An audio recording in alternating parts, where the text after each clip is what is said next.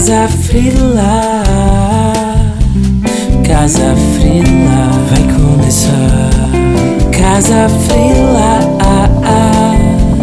Casa Frila, vai começar mais um. Passeando por alguns lugares dentro e fora da minha praia, eu resolvi juntar alguns amigos de amigos, conhecidos, convidados, especialistas, todo mundo para trazer a sua singela opinião sobre assuntos que provavelmente já estiveram nas suas discussões de família, de relacionamento, de bar ou do trabalho. Senhoras e senhores, sejam bem-vindos ao Casa Frila, um projeto da Casa do Pai Jorge com o Grupo Frila. Eu sou o Jorge Pedreira, sou publicitário, marqueteiro, escritor de guardanapo e curiosão, o famoso fofoqueiro romântico por opiniões alheias. E como qualquer opinião alheia, pessoal, ninguém pediu pra você concordar com ela. Bom, pessoal, eu tô muito feliz, radiante, acho que é a palavra pra eu falar pro podcast de hoje. Tô recebendo 2 cometas que a vida me deu o prazer de admirar passando aí pela minha vida. De um lado aqui do campo eu tenho a Calan, a Aline Calandrini. Ela é bastante fora da curva. Eu vou tentar explicar por uns motivos meio óbvios, senão vai parecer babação de ovo. A Aline é do Macapá, é da capital do meio do mundo. Cruzou o país fazendo o que o brasileiro mais ama, que é jogando futebol. Com passagens por alguns clubes de São Paulo, Santos, Corinthians, Centro Olímpico, somou muitos jogos pela amarelinha, jogou com a rainha no Peixe e na seleção, conquistou a Copa América, é a mãe do Riva, um doguinho maravilhoso, não teve um ataque cardíaco em um reality show de resistência física, aliás, ela é completamente maluca de aceitar esse tipo de coisa. A Aline Calandrini, a Calan, tudo bem? Eu começo sendo gargalhada, porque nunca ninguém me apresentou tão bem como você, JP. Tudo bem, é um prazer estar aqui batendo esse papo, né? Vamos falar um pouco sobre comunicação, esporte, o meu esporte em si, de modo geral, e mais uma vez está sendo um prazer participar desse bate-papo. Ai, obrigado. E do outro lado também uma baita satisfação de receber, cara, um parceiro de outras vidas, o Renan Fiuza. Ele é jornalista por paixão pela comunicação e pela paixão de contar história. E também foi picado pelo bichinho do esporte muito cedo. Ele é apaixonado por futebol, filho do Silvio Fiuza, ex-jogador do Santos. Também desfilou pelos gramados em alguns clubes do Brasil, teve a oportunidade de sair do país e viveu muita coisa doida. Neve no joelho, telemarketing na antiga União Soviética, tem um irmão mestre de capoeira que vive na Estônia, ouve o conselho do índio, poderia ser meu piloto de fuga, mas hoje ele prefere entregar todas as pautas do mundo na CNN, em todos os horários do dia, todos mesmo, né? 12/36, na chuva, na neblina, descendo a serra, vacina. Oi, Renan, que satisfação! Você é maravilhoso, que honra, um amigo de outras vidas, e que eu tive o privilégio de conhecer ainda na faculdade, cheio de sonhos, e hoje a gente está aqui contando um pouco da nossa trajetória, falando de esporte, de futebol, de vida, de sonhos. Isso é muito bom, e dividir esse bate-papo com vocês dois, com a Calan também, que eu admiro muito, com você, Jorginho, é incrível. Vamos nessa, estou empolgadaço e vamos que vamos. Maneiro. Então, assim, vou dar o primeiro toque aqui para Calan e quero também que o Renan leve na sequência da maneira que for mais aceitável para vocês. Pra gente entender o peso desse papo, eu queria entender para vocês, o esporte ele é realmente uma ferramenta de transformação social ou ele é só um lazer com uma alta expectativa de cobrança? Bom, primeiro que eu não sabia que eu estava com o Renan Fiuza do lado daí, gente. Esse cara que, antes da resposta... Tá, Renan, um prazer. Sou sua fã também, te admiro desde quando te assisti ali, lá em Santos mesmo. É muito legal estar dividindo esse espaço com você. Bom, indiscutivelmente, o esporte é, na minha opinião, a maior ferramenta do lado positivo que a gente tem. Não é só mimimi, não é blá, blá, blá. Eu acho que o esporte consegue falar a língua de todos, né? Conheço gente que saiu da depressão pelo esporte, conheço gente que se melhor pelo esporte. Eu sou uma dessas pessoas. São realizações de sonhos. Eu acredito também que é muito educacional também. Só que eu acho que tem um fator negativo em relação a isso. Eu acho que poucos atletas se posicionam de uma forma geral do que acontece na sociedade. Acho que poderia ter um barulho maior ainda se eles tivessem um posicionamento sem medo, obviamente, de federações, sem medo de órgãos maiores, né? E acho que... De serem talhados ali, né, de alguma forma, de serem punidos. Assim. Eu acho que poucos se posicionam. A gente vê recentemente, eu conto nos dedos quem são os jogadores que se posicionam hoje. Acho interessantíssimo e ganho respeito. Eu posso não gostar do jogador ali, por exemplo, dentro de campo, mas eu até começo a olhar ele de uma forma diferente. A gente tem exemplos do Igor Julião, por exemplo, do Fluminense, que é um cara que se posiciona absurdamente. Maravilhoso, do Fluminense. Exato. A gente tem o famoso Pombo também, que tá lá longe pra caramba, mas também se posiciona em muitas coisas. E por outro lado, quem não se posicione, quem se omite, quem vive no mundo da sua bolha ali, para mim perde muito ponto. Então acho sim que uma ferramenta absurda, mas eu esperaria que ídolos pudessem se posicionar muito mais para influenciar mais ainda, né, além de ser só dentro de campo. Não, total. E eu imagino que é uma parada de não precisa todo mundo escrever que nem um Tostão, né? Aliás, que satisfação se todo mundo jogasse que nem um Tostão, escrevesse que nem um Tostão e desse opinião que nem um Tostão. Não é isso. Eu acho que é exatamente o que você falou. É uma ponte muito importante para não é um palanque, né? Uma necessidade. É uma ferramenta de ascensão social, de comunicação. É isso, né?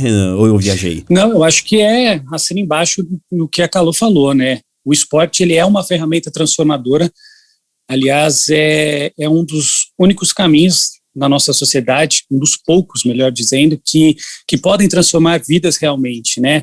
Não precisa aquele jovem ou aquela garota sonhadora se transformar numa Calan, numa Marta, num Neymar.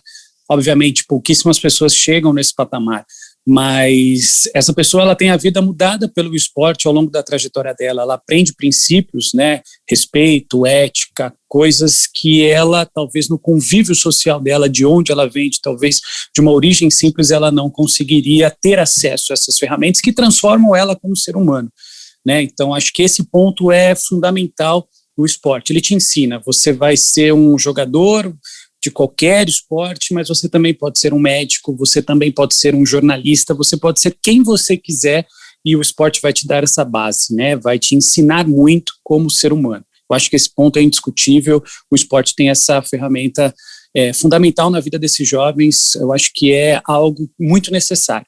Mas agora com relação ao posicionamento, eu acho que o esporte é só reflexo da nossa sociedade. Hoje nós nos tornamos pessoas muito mais fechadas, estamos vivendo um momento muito mais difícil, conturbado de pandemia, e parece que a gente está um pouco paralisado com tudo que está acontecendo. Então, o esporte ele é um reflexo, as pessoas têm um pouco de medo de se posicionar, está tudo muito politizado, muito A ou B, muito fla-flu, e as pessoas, elas com medo de se posicionar, eu acho, com medo de perder algo, elas estão se fechando cada vez mais, a gente está se tornando mais individualista, e o esporte está se transformando nisso, numa máquina de fazer dinheiro quando se fala de futebol, mas ao mesmo tempo de pessoas que não se posicionam. Você tem grandes nomes que poderiam estar falando, poderiam estar, né? Acho que o mundo inteiro está... Estão além do esporte, né? Estão além do esporte. Já são ferramentas de comunicação de grandes empresas. Exatamente, mas assim, será que é o medo de você perder um patrocínio? Será que o medo de você ser retalhado pela mídia? Não sei, mas eu acho que foi o que a Calan disse. As pessoas elas precisam se posicionar, ainda mais quando você tem um alcance de um renome, de um jogador, de um atleta de ponta, né? Então, eu acho que a gente está se fechando cada vez mais. Eu acho que as pessoas estão muito mais individualistas nesse momento e isso faz com que o esporte seja apenas um entretenimento, né? As pessoas não se posicionam, ficam em cima do muro. Isso é muito ruim, na minha opinião, é muito ruim mesmo, porque no momento que a gente está vivendo, a gente precisa de pessoas que assumam a linha de frente. E olha, isso, a gente tem que dar esse exemplo, a gente tem que fazer por esse caminho. Tem que ser uma bandeira, né? E o esporte sempre teve, né? Democracia corintiana, outros atletas de todos os esportes. A gente viu o movimento né, no futebol americano, no basquete, contra o racismo, mas não é só quando um negro é morto e dá repercussão, porque eles morrem a todo momento, entendeu? Acho que essa bandeira ela tem que ser... Aliás... Ela tem que ser sempre levantada. Não, desculpa te Imagina. cortar. Mas, aliás, quando a gente fala de momentos oportunos, eu vou até levantar um tweet antigo que me subiu muito a atenção na época, que foi da Calan.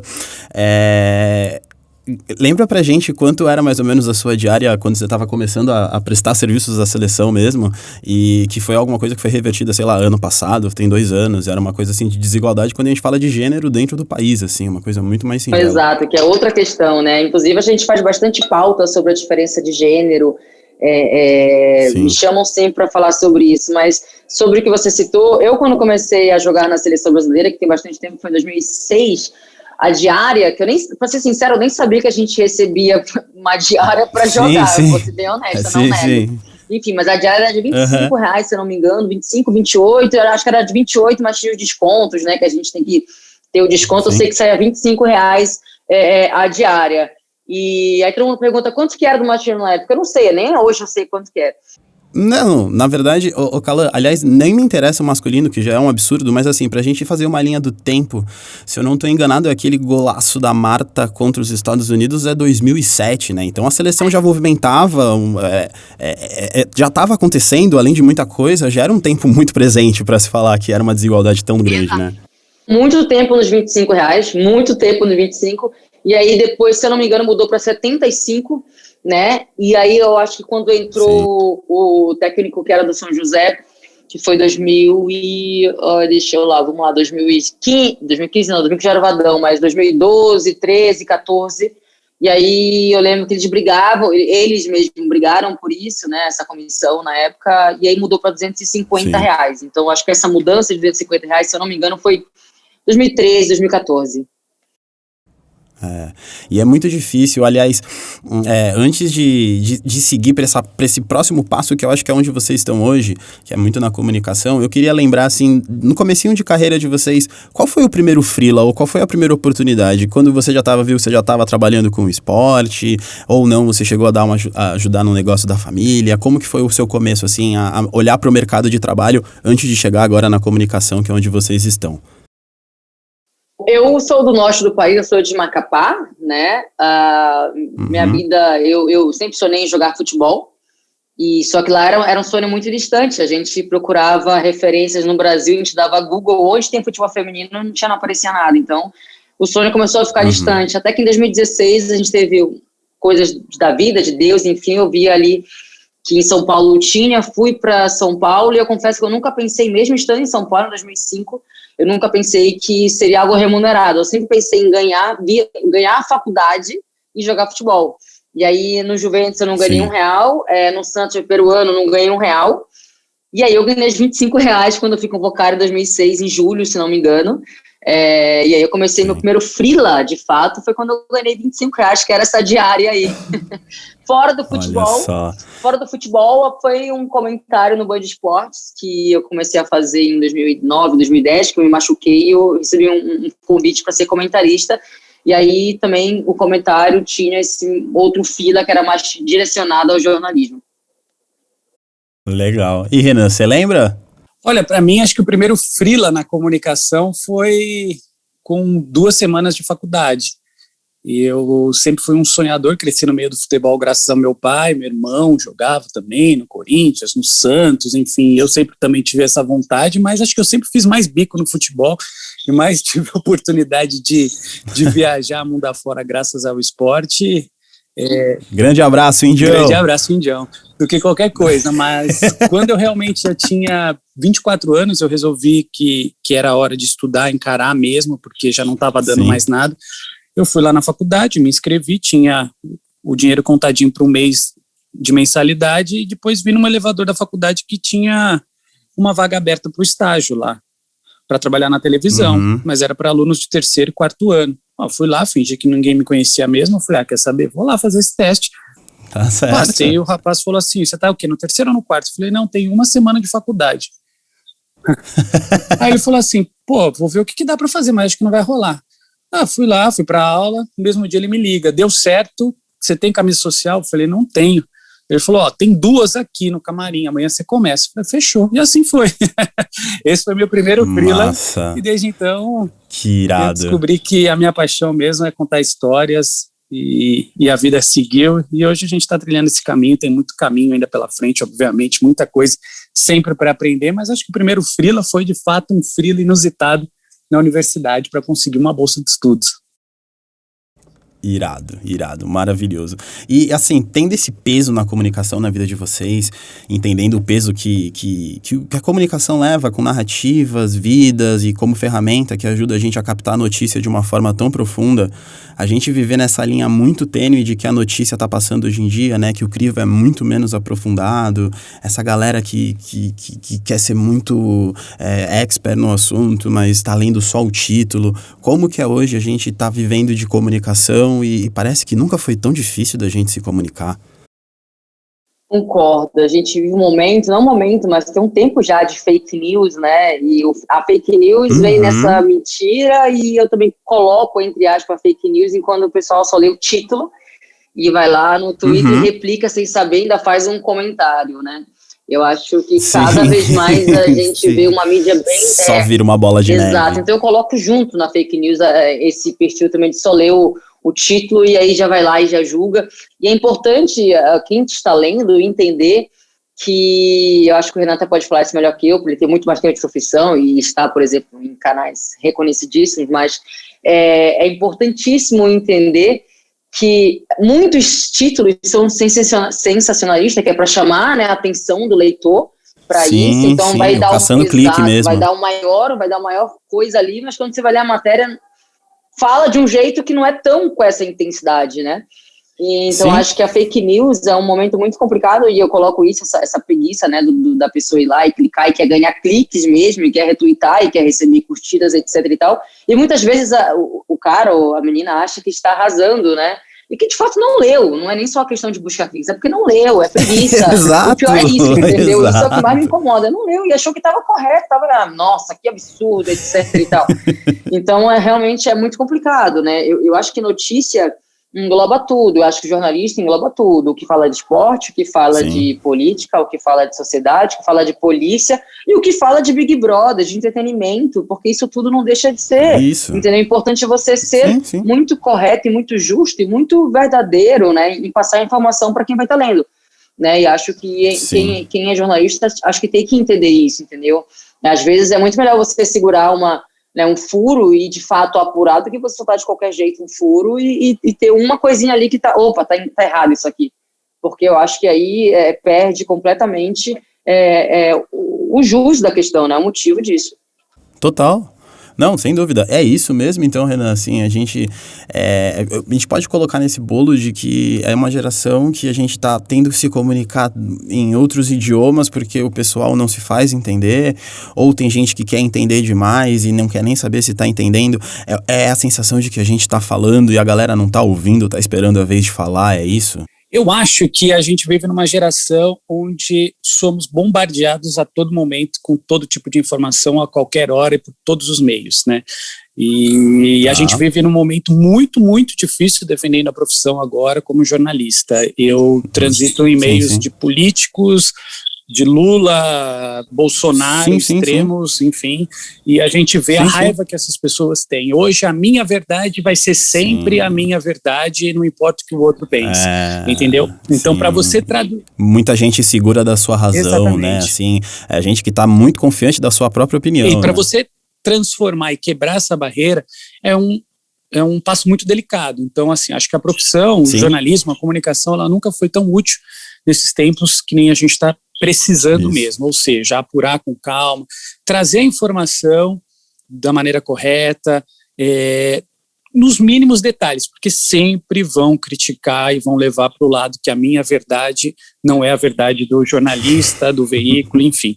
Só que acho que o grande cuidado é que as pessoas hoje em dia elas não querem perder o tempo de abrir uma notícia e ler até o final. O título já basta, ela já tem a opinião dela formada, então o amigo postou na rede social, aquilo já vale, sabe? O meu grupo aqui pensa desse jeito.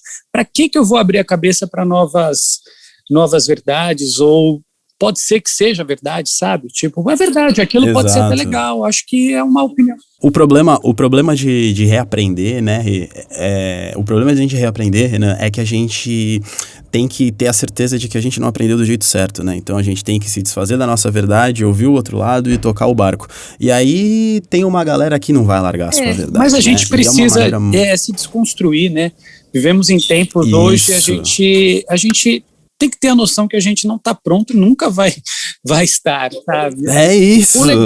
Não tem como você ser o dono da razão. O legal da vida é você aprender todos os dias, entende? As pessoas não querem entender que isso é bacana, sabe? Que a gente está numa escola e que podemos ter opiniões diferentes, podemos ter crenças diferentes, podemos enxergar cores diferentes e mesmo assim as pessoas são legais, a gente pode conviver em sociedade, a gente pode ter um diálogo, sabe? A gente pode respeitar o próximo, o outro, né? A gente Sim. perdeu Muitos isso. não pensam assim, exato. Eu vou dar dois exemplos, assim. Um mais correlacionado ao meu mundo, né? Que hoje eu sou comentarista de futebol. Sim. E é na verdade que eu estou assistindo o jogo e, na minha opinião, tal time está melhor que o outro, né? E quando você Sim. comenta sobre o que você acredita no que você está vendo, sempre tem gente, especialmente nas redes sociais, falando que você é clubista, que você, por ter jogado em time Y ou X, você puxa para um lado. Que jogo é esse? E eu confesso que, inicialmente, quando eu entrei nesse lado mais de comentarista, me incomodava, sabe? Então, com a experiência, eu acabei mudando. Eu acabei, tipo, eu não vou dar trela, etc e tal, mas eu escuto Sim. muito por aí que, por exemplo, no meu trabalho, né, sei lá, vou fazer um jogo de Corinthians e São Paulo, vai ter sempre gente corintiana, São Paulina, que vai falar que é porque eu joguei no Corinthians. Aí tem os corintianos que falam assim, nem parece que ela jogou no Corinthians. Então, olha só, são 3 verdades. A que eu tô vendo, a do São Paulino e a do corintiano. É surreal. E hoje mesmo eu fiz um comentário sobre esse momento do que a gente está vivendo da política, que eu não vou citar agora, mas eu fiz um comentário que, na minha opinião, menino, deu um caos. Eu falei, beleza, não dá. Não, a gente não vai falar de política aqui, mas assim, quem estiver acompanhando o Netflix pode assistir Meu Professor Polvo, dá um excelente filme, um documentário.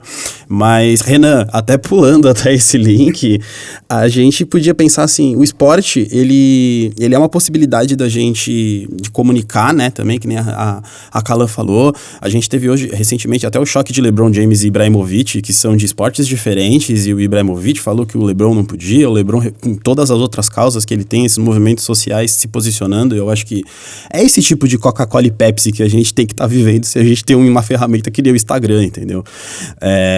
Mas assim, fala pra mim um momento que vocês têm, pode ser de uma profissão que você entendeu que você podia ter encaixado a outra, ou um momento curioso que às vezes você conta na sua profissão atual que a galera fala, cara, não é possível, você pode crer, você jogou com a Marta, ou então, Renan, eu sei que você fez um documentário muito pesado no momento que a Venezuela agora tá vivendo, fala pra mim um grande momento que nem um atleta olímpico assim saberia lidar com uma situação que um jornalista tá tendo que lidar.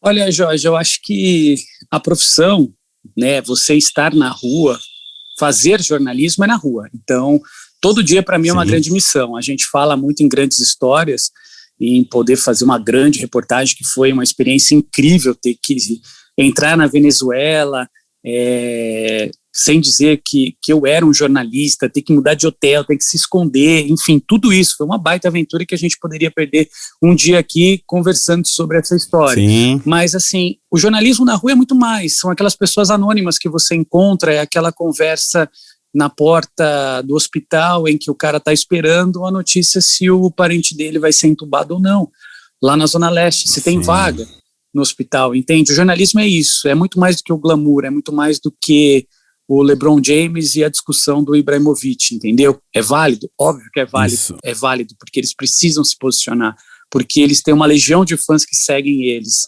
Mas eu acho que estar na rua é isso, é esse exercício diário de você ter empatia.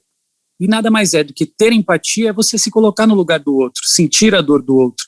Porque para você contar uma boa história, para você saber de fato o que aquela pessoa está te dizendo ali naquele momento, e você com 1000 coisas na cabeça, problemas pessoais, outras coisas, e você parar para ouvir, é um exercício de empatia, entendeu? Então, acho que o esporte, ele permeia isso, você aprende a entender o outro posicionamento, por que o treinador escolheu o jogador A e não eu, por que escolheu fazer desse jeito e não aquilo. E aí, quando você transforma isso para o seu dia a dia, para a sua realidade, para o trabalho, para o jornalismo, você entende melhor, olha, aquela pessoa está me falando aquilo, mas será que ela tem interesse ou não?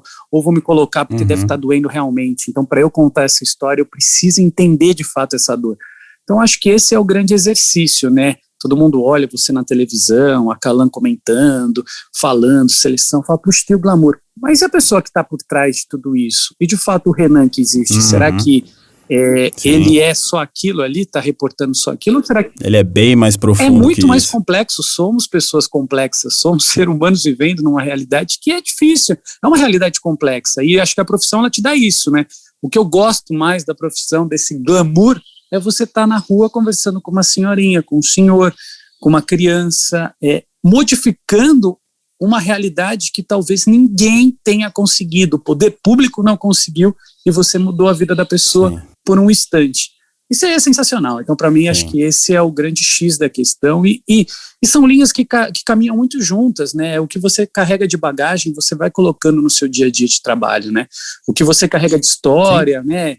Você vai carregando, vai transformando isso em melhorias no seu trabalho. Então, eu acho que é muito mais além do que simplesmente o profissional que está ali aparecendo bonitinho na televisão.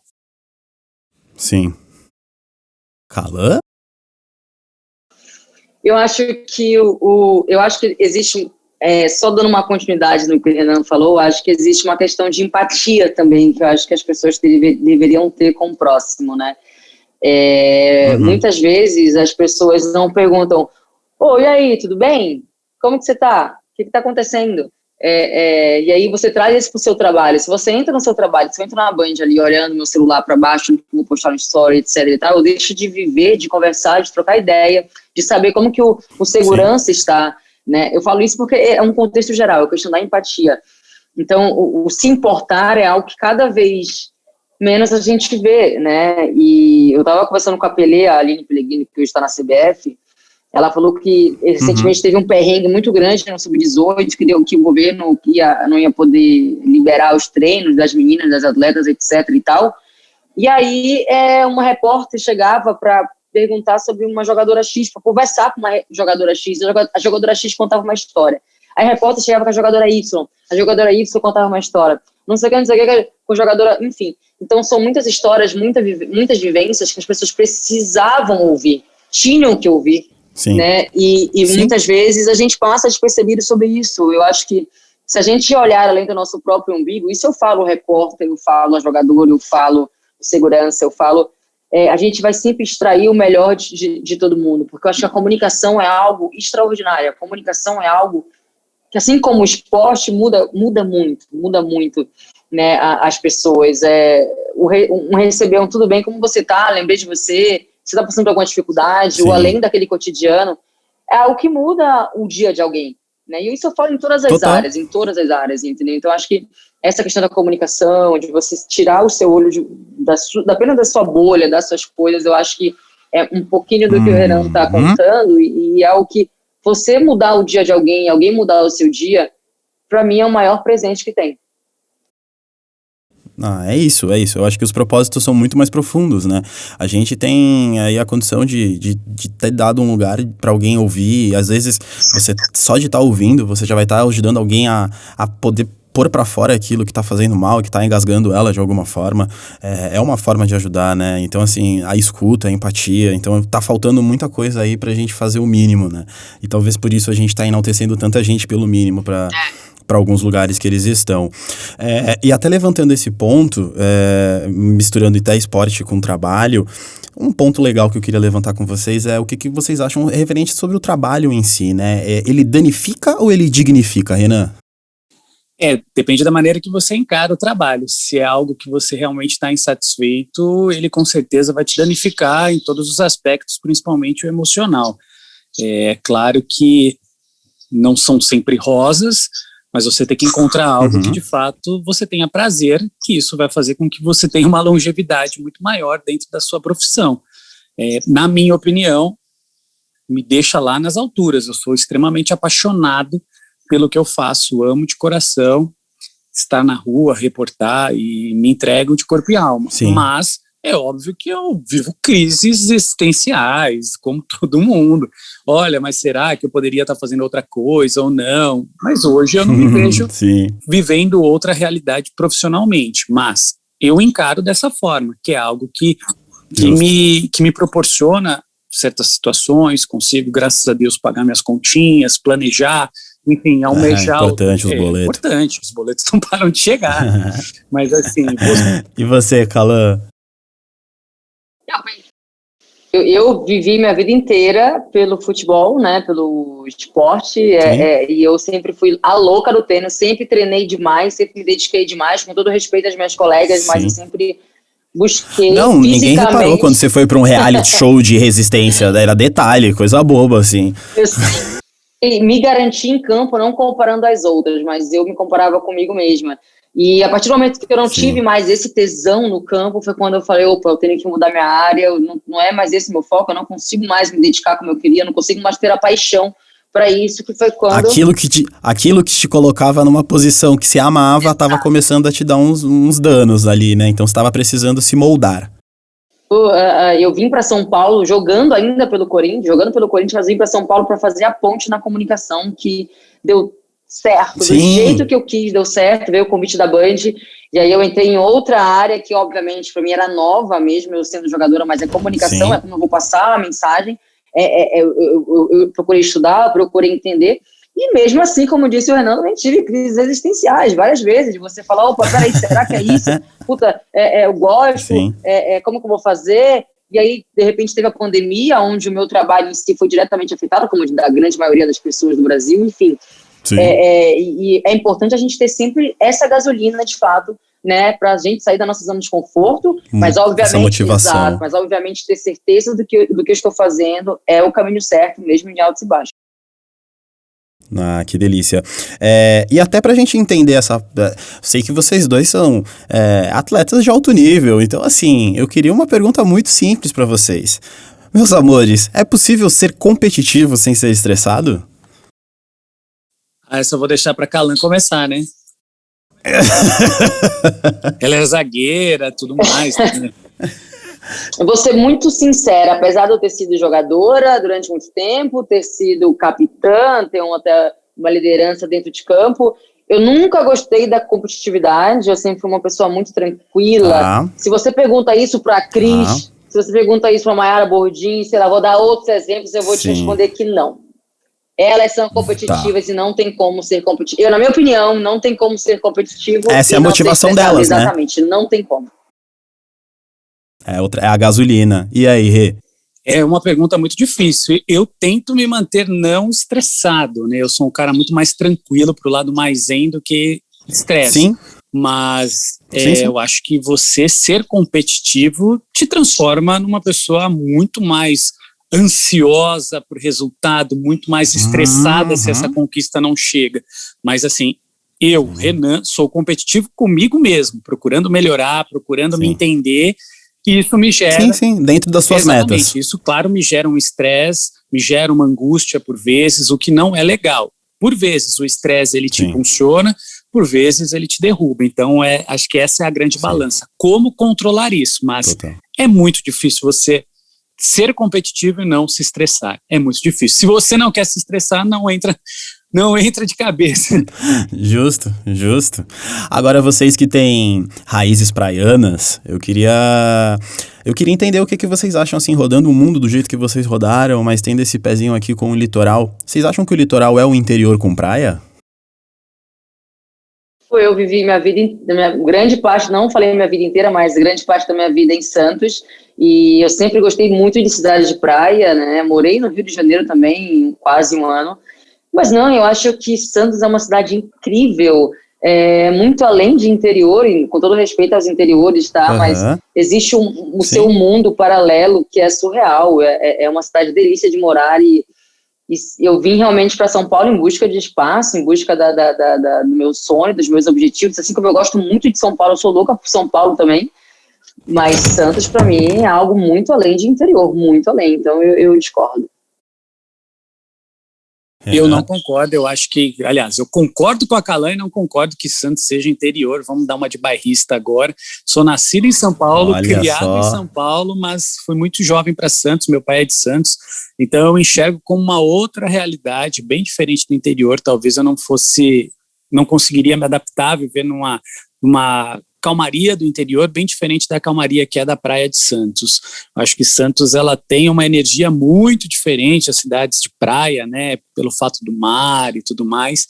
Então isso transforma, né, você em uma pessoa mais leve. Está estressada, vai dar uma olhada no mar, vai dar uma pedalada, vai dar uma corrida, vai fazer qualquer coisa, vai respirar. As fugas não estão tão longe, né? As fugas elas são muito mais acessíveis do que uma fuga aqui em São Paulo, apesar de eu amar São Paulo também, tá me dando tudo que eu tenho, eu amo essa loucura de São Paulo, claro, fora da pandemia, vamos deixar bem claro, mas te proporciona outras realidades diferentes também de uma cidade cidade de praia, né? Eu acho que são dois mundos. Total. Precisa entender o que você quer para você e que momento que você está vivendo numa vida. Mas eu já projeto, talvez, num futuro aí de aposentadoria, lá na frente, voltar para a praia, que acho que é o que traz muita paz, né?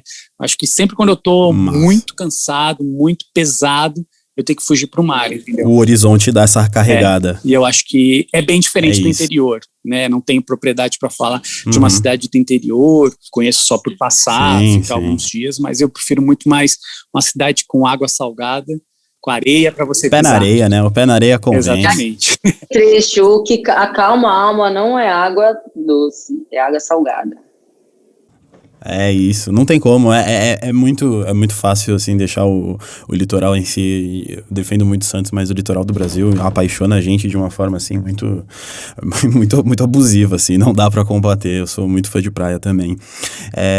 E vocês também, extremamente bem vestidos, modelos que são. Eu queria saber qual é a opinião de vocês sobre chinelo e calça jeans. Renan, você usa ou julga? Eu uso, né? Eu uso chinelo e calça jeans. Minha namorada hoje em dia, então, tá me dando uma aula de como me vestir, e isso tá sendo sensacional. Olha só. Então, né? Grande beijo pra Yara Oliveira. Salvou a galera. Misa, apresentadora, gata. Então, ela me ensina tudo que é de estilo. Mas, assim, chinelo e bermuda, meu amigo. Chinelo e calça jeans, tá tudo certo. Não tem erro. Tá tudo em casa. Calan? E os shorts, não nego. Calça jeans é só se for o caso e só pra trabalhar mesmo. Porque 1000 vezes chinelo, nossa, e shortinho, né? Não tem como. Eu tenho a vibe praiana, gente. Maravilhosos. E assim, meus amores, acho que até pra gente fechar aqui, deixar um potinho de biscoito pra vocês falarem um pouco mais de vocês, porque eu queria saber onde a gente pode encontrá-los. Calan, fala um pouco pra mim, rede social, canal. Eu vi agora que ontem a gente teve Libertadores e você tava ali participando da transmissão, então fala pra gente onde a gente pode te encontrar aí nessas plataformas da vida. /comentarista do Grupo Bandeirantes, especialmente futebol feminino. Comento também futebol masculino, mas hoje a Band me tem mesmo como referência no feminino. Todo domingo a gente faz o Campeonato Brasileiro, que, bom... E, aliás, muitos parabéns pra Band pro trabalho com o futebol feminino no Brasil, assim, graças a Deus uma emissora teve a postura pra tratar o futebol feminino como ele merece, minimamente. A era do Luciano do Vale. E aí a gente provavelmente deve voltar no final do mês agora com o Brasileirão Feminino, jogos todos os domingos, às 8 horas da noite, horário nobre, inclusive, é mais uma conquista aí que a gente conseguiu internamente na Band. Nas redes sociais eu estou como Aline com 2 L's, Calandrini no Twitter, no Twitter, idem, Instagram, LinkedIn, enfim, estou por lá falando muito sobre esporte, sobre especialmente futebol feminino, mas também dou pitacos e outras coisas também. Legal. Renan? Para me achar é só dar uma ligadinha lá na CNN. A gente está lá todo dia, contando histórias, tentando retratar um pouco do que a gente encontra na rua, plugados a partir das 6 horas da manhã. Desde o primeiro jornal a gente já está on fire.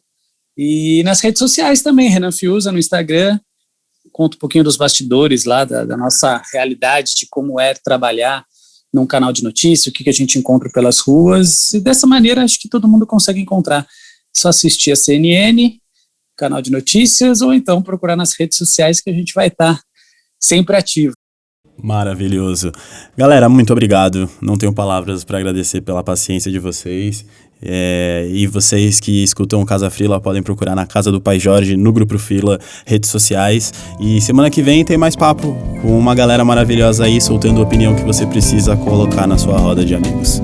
Valeu, pessoal. Até semana que vem. Obrigado. Casa Frila, Casa Frila vai acabar. Casa Frila, Casa Frila vai acabar. Mais um.